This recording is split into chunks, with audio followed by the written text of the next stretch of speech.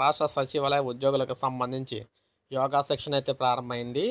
So, already నిన్న yoga section అయితే చేయడం జరిగిందనమాట. రాష్ట్ర సచివాలయ ఉద్యోగులందరూ కూడాను. మీరిక్కడ చూసుకోవచ్చు.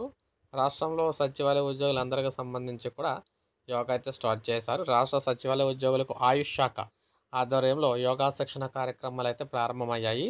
సచివాలయంలోని సెంట్రల్ గార్డెన్‌లో 12 శాఖలకు చెందిన ఉద్యోగులకు శిక్షణ అయితే ప్రారంభించారు. అంటే వీరికి 13వ తేదీ వరకు కూడా శిక్షణ అయితే కొనసాగుతుందనమాట. తర్వాత రెండో బ్యాచ్ 25 శాఖలకు చెందిన ఉద్యోగులకు ఈ నెల 15 నుంచి 19వ తారీఖు వరకు కూడా కార్యక్రమాలు అయితే నిర్వహించబోతున్నారు.